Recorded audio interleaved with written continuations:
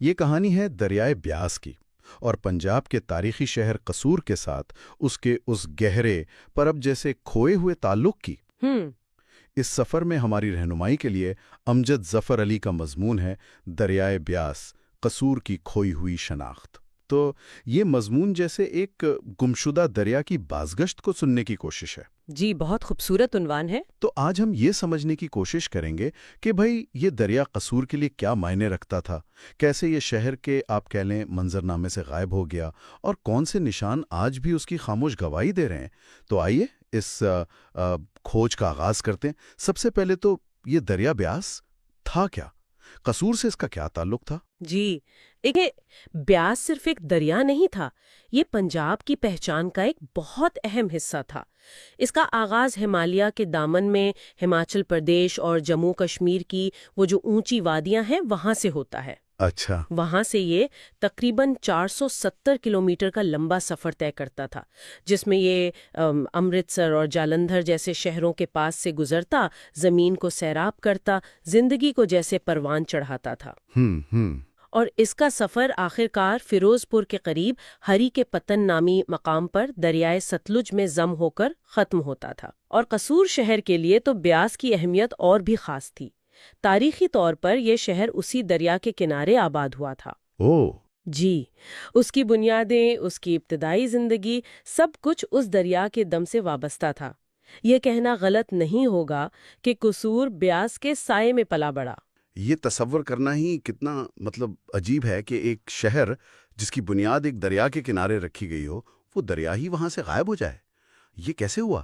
یہ اچانک تو نہیں ہوا ہوگا؟ نہیں، اچانک بالکل نہیں ہوا، بلکہ یہ تاریخ کے ایک اہم موڑ اور آپ کہہ لیں انسانی فیصلوں کا نتیجہ تھا۔ تقسیم ہند 1947 کے بعد بھی کچھ عرصے تک دریائے بیاس ایک ندی کی صورت میں پاکستان کے حصے میں آنے والے پنجاب، خاص طور پر قصور کے علاقے میں بہتا رہا تھا۔ اچھا، لیکن پھر آیا سال 1960، جب پاکستان اور بھارت کے درمیان پانی کی تقسیم کا ایک بڑا معاہدہ ہوا، جسے سندھ طاس معاہدہ یعنی انڈس واٹرز ٹریٹی کہتے ہیں۔ ہاں، یہ نام تو اکثر سنتے ہیں۔ اس کا بیاس سے کیا تعلق بنا پھر؟ دیکھیں، اس معاہدے کے تحت پنجاب کے 3 مشرقی دریاؤں ستلج، بیاس اور راوی، ان کے پانی پر مکمل حق بھارت کو دے دیا گیا۔ جی، یہ ایک بڑا فیصلہ کن لمحہ تھا جس نے خطے کے دریاؤں کا مستقبل ہمیشہ کے لیے بدل دیا۔ بھارت نے اس معاہدے کے بعد ان دریاؤں کے پانی کو اپنے مقاصد کے لیے استعمال کرنا شروع کر دیا۔ پہلے تو بیاس کے پانی کا رخ بھانکڑا ڈیم کی طرف موڑا گیا، جس سے پاکستان کی طرف بہاؤ کم ہوا۔ لیکن مکمل طور پر ختم کیسے ہوا؟ وہ تو پھر بھی آتا ہوگا کچھ نہ کچھ۔ مکمل خاتمہ ہوا 1976 میں، جب بھارت نے بیاس پر پونگ ڈیم اس کی تعمیر مکمل کر لی۔ یہ ایک بہت بڑا منصوبہ تھا جس نے دریا کے قدرتی بہاؤ کو پاکستان اور خاص طور پر قصور کی طرف آنے سے آپ سمجھے مکمل طور پر روک دیا۔ اچھا، 1976 میں؟ جی، نتیجہ یہ نکلا کہ وہ دریا جو صدیوں سے قصور کی زندگی کا حصہ تھا، شہر کے پاس سے بہتا تھا، وہ قصور کے لیے ماضی کا قصہ بن گیا۔ یہ اس بات کی ایک بڑی مثال ہے کہ کس طرح بین الاقوامی معاہدے اور بڑے پیمانے پر انجینئرنگ کے منصوبے، جن کے یقیناً اپنے فائدے ہوں گے، وہ قدرتی منظرنامے کو، دریاؤں کے راستوں کو اور ان پر منحصر زندگیوں کو کتنا زیادہ بدل سکتے ہیں۔ ایک زندہ دریا دیکھتے ہی دیکھتے تاریخ کا حصہ بن گیا۔ یہ تو واقعی ایک بہت بڑی تبدیلی ہے، ایک پورا دریا غائب ہو گیا۔ لیکن کیا زمین اتنی آسانی سے بھول جاتی ہے؟ کیا اس کھوئے ہوئے دریا کے کوئی نشانات، کوئی آثار آج بھی قصور شہر یا اس کے آس پاس موجود ہیں، جنہیں دیکھ کر کہا جا سکے کہ ہاں، یہاں کبھی بیاس بہتا تھا؟ زمین کی یادداشت تو جی انسانوں سے کہیں زیادہ مضبوط ہوتی ہے، اور بیاس کے معاملے میں بھی ایسا ہی ہے۔ آج بھی اگر آپ قصور شہر کے جغرافیے کو غور سے دیکھیں، خاص طور پر پرانے نقشے یا سیٹلائٹ امیجز پر، تو شہر کے مشرق سے مغرب کی طرف ایک واضح، ایک قدرے نیچی گزرگاہ یا لکیر سی نظر آتی ہے۔ اچھا، جی، یہ دراصل بیاس کا پرانا راستہ ہے، اس کا خشک ہو چکا پیٹ۔ یہ کہاں سے کہاں تک ہے؟ کیا اس کی کوئی نشاندہی کی جا سکتی ہے آج بھی؟ جی بالکل، مضمون نگار امجد ظفر علی، ان کے مطابق یہ راستہ شہر کے مشہور بزرگ حضرت کمال چشتی رحمت اللہ علیہ کے دربار کے قریب سے شروع ہوتا ہے۔ وہاں سے یہ کوٹ پکا قلعہ کی پشت سے گزرتا ہے، پھر پرانے محلے جماعت پورہ کے عقب سے ہوتا ہوا شہر کے کنارے بھالا ہٹھار نامی گاؤں تک جاتا ہے۔ بھالا ہٹھار؟ جی، اور بھالا ہٹھار کی تاریخی اہمیت یہ ہے کہ یہاں دریا کا پتن ہوا کرتا تھا۔ پتن یعنی وہ جگہ جہاں کشتیاں رکتی تھیں۔ لوگ دریا پار کرنے کے لیے بیڑیوں یا کشتیوں کا استعمال کرتے تھے۔ تو یہ ایک طرح کا تجارتی اور سفری مرکز تھا۔ تصور کریں ذرا کہ وہاں کیسی چہل پہل ہوتی ہوگی۔ بالکل، یہ تو شہر کے اندر کی بات ہوئی۔ کیا شہر سے باہر دیہاتوں میں بھی کوئی ایسے شواہد ملتے ہیں؟ ہاں بالکل ملتے ہیں۔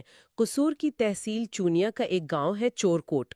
وہاں کے بزرگ آج بھی وہ دن یاد کرتے ہیں جب وہ جوان تھے، یعنی آج سے کچھ دہائیاں پہلے تک وہ کشتیوں میں بیٹھ کر دریا پار کیا کرتے تھے۔ واقعی؟ جی، یہ ان کی زندہ یادیں ہیں، کوئی سنی سنائی بات نہیں۔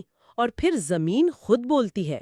اسی علاقے میں بعض جگہوں پر اگر پانی کے لیے بورنگ کی جائے تو حیرت انگیز طور پر صرف 80 فٹ کی گہرائی پر میٹھا تازہ پانی نکل آتا ہے۔ صرف 80 فٹ پر؟ جی، جو عام طور پر اس علاقے کے زیر زمین پانی کی سطح سے کہیں زیادہ بلند ہے۔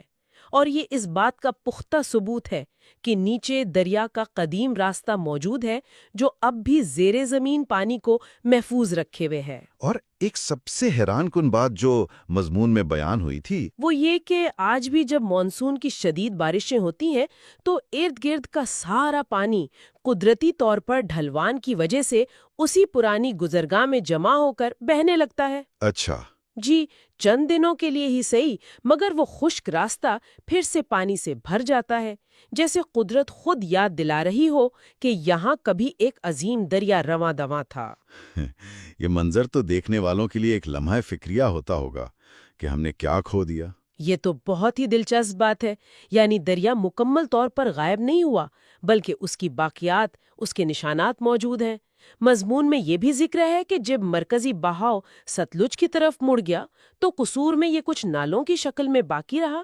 یہ کیا معاملہ تھا؟ جی، یہ ایک اہم نکتہ ہے۔ ایسا نہیں ہوا کہ ایک دن دریا بہہ رہا تھا اور اگلے دن بالکل خشک ہو گیا۔ جب بیاس کا بڑا دھارا اس کا مین سٹریم بھارت کی طرف سے موڑے جانے کے بعد ہری کے پتن پر ستلج میں ضم ہونے لگا تو قصور کے علاقے میں اس کا حجم کم ہوتے ہوتے یہ 3 بڑی شاخوں یا آپ کہہ لیں نالوں کی صورت اختیار کر گیا۔ یہ جیسے دریا کی آخری سانسیں تھیں۔ ان نالوں کے کوئی نشانات یا نام آج بھی ہیں یا لوگ جانتے ہیں انہیں؟ مضمون کے مطابق ان کے راستے بھی تقریباً معلوم ہیں۔ ایک نالا قصور شہر کے قریب کالی پل نامی جگہ سے گزرتا تھا۔ کالی پل؟ جی۔ دوسرا نالا کیسر گڑھ گاؤں کے قریب ایک مقام جسے مقامی لوگ غائب والی پل کہتے ہیں، وہاں سے بہتا تھا۔ شاید اس کا نام ہی اس لیے پڑا کہ یہاں سے دریا غائب ہونا شروع ہوا تھا۔ اچھا، غائب والی پل؟ جی۔ اور تیسرا نالا مان گاؤں کے قریب سے اپنا راستہ بناتا تھا۔ یہ تینوں شاخیں آگے چل کر موجودہ قصور بائی پاس کے قریب آپس میں مل جاتی تھیں اور وہاں ایک کافی بڑی ندی کا منظر پیش کرتی تھی۔ اس سے تو اندازہ ہوتا ہے کہ اصل دریا کتنا وسیع رہا ہوگا۔ اس کے سائز کے بارے میں کچھ اندازہ ہے؟ ذرائع بتاتے ہیں کہ اپنے پورے جوبن پر جب بیاس قصور کے پاس سے گزرتا تھا تو اس کی چوڑائی کہیں 2 کلومیٹر تو کہیں 4 کلومیٹر تک تھی۔ 4 کلومیٹر؟ جی، 4 کلومیٹر تک۔ اور گہرائی بھی کوئی معمولی نہیں تھی، تقریباً 15 میٹر یعنی 50 فٹ کے قریب۔ 50 فٹ گہرا؟ جی، ذرا تصور کریں، 4 کلومیٹر چوڑا دریا، یہ تو آج کے کئی بڑے دریاؤں سے بھی زیادہ وسیع ہے۔ یہ محض پانی کا بہاؤ نہیں تھا، یہ ایک پوری آبی دنیا تھی، ایک مکمل ایکو سسٹم تھا۔ 4 کلومیٹر؟ یہ تو واقعی ناقابل یقین ہے۔